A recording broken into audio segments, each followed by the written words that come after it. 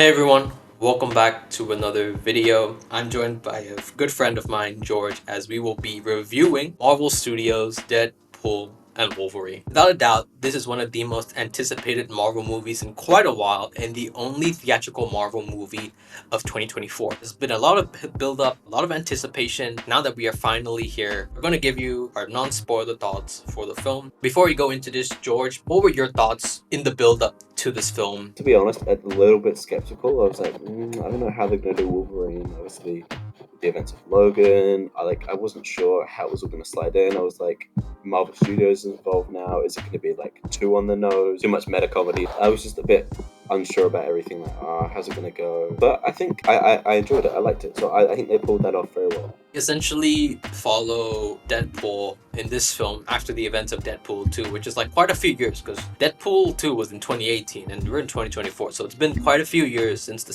sequel of Deadpool 2. We see that Deadpool, he's kind of living the straight and narrow life now. He's retired. Deadpool is kind of lacking that purpose, trying to live as best as he can. As we see from the trailers, of course, Deadpool gets brought in by a greater force, which is that of the TVA, which we have been introduced to by the Loki series. They bring him in and they essentially give him the pitch to join the Marvel Cinematic Universe, but this movie is called Deadpool and Wolverine. Deadpool does try and find a Wolverine to bring him along on his adventures, and as the two of them go through this multiversal buddy comedy trip, a lot of action, motion, all that kind of stuff ensues. And yeah, that's, to me, I think the best way to really give basis of this film without spoilers, because you really gotta watch this film as early as possible. Really get away from the internet. Like this is how I dare say important this movie is in terms of the viewing experience, because of the fact that, to me, this movie made me want to go see a Marvel movie in the cinemas. Not to discredit the other Marvel movies that I've seen in the cinemas, but I feel like Marvel projects as of late, I've just been like, I'm gonna watch it at home because I just haven't had the time to go see it in the cinemas because I've been busy, or just because certain movies, certain TV shows that I'm just kind of like,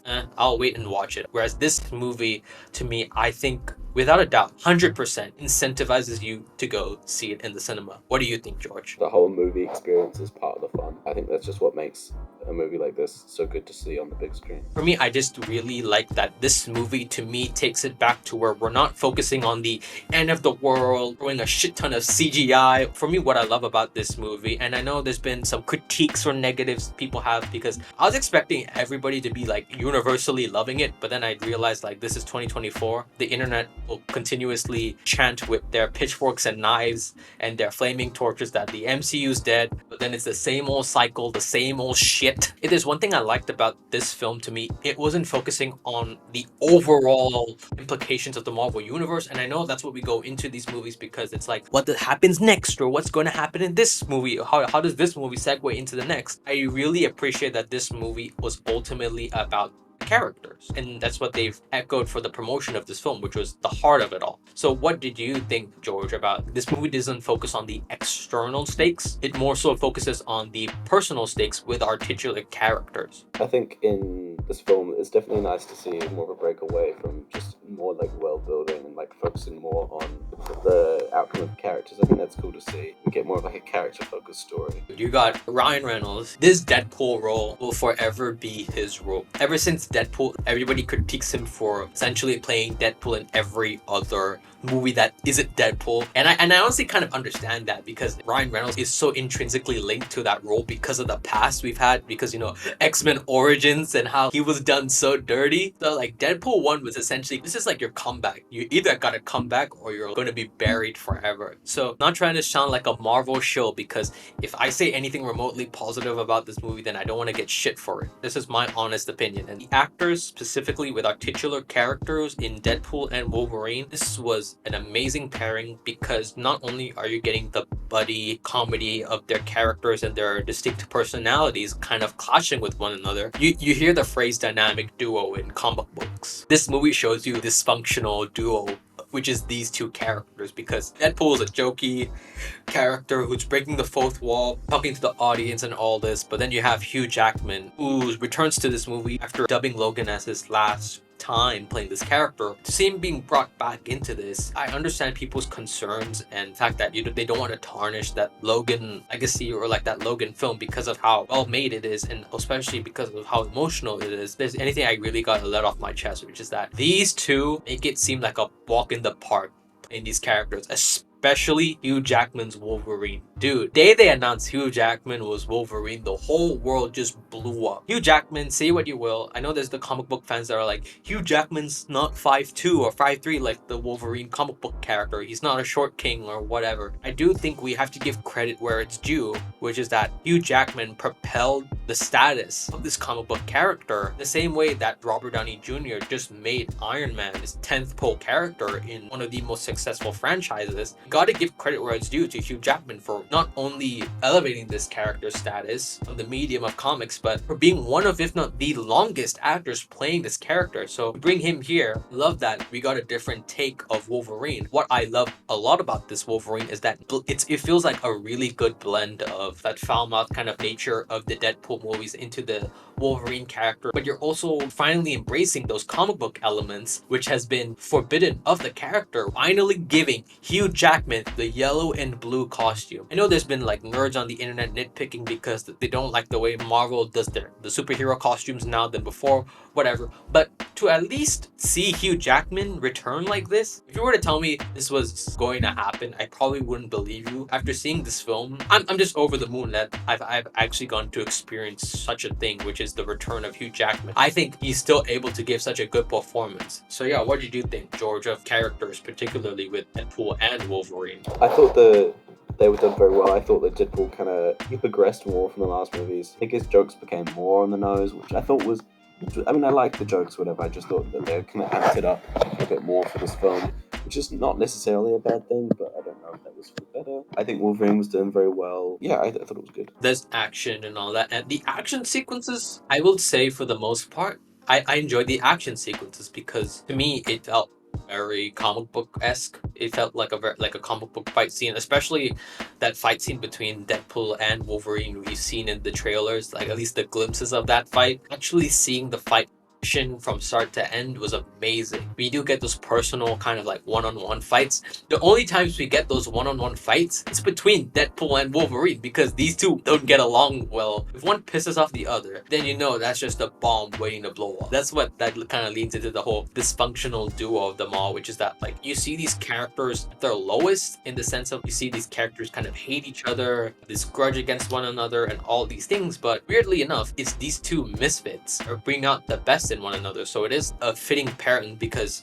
these versions of the characters are more closely similar than one another in terms of this story of the film. And when we do have those moments of those characters kind of getting personal with one another and kind of coming together, it feels really worth it because we do get that kind of slow and gradual build up. We do get the enemies to friends kind of transition so that when it does ultimately happen, it feels well earned. It doesn't feel rushed. And that's kind of the thing, like I've stated earlier, and how, like from what Ken Feige has spoken about, what Sean Levy, the director, has spoken about, what's been the major push of this film is that they're focusing on the character stakes more so than the like external, the world ending sort of stakes. And that's great, you know, and I just like that. Exactly, yeah. Sure, Marvel movies, we have like an A to B story and all that. You have to be really invested in the characters. And what they did really well was these adaptations of the character via these actors have a fan base, they have an audience.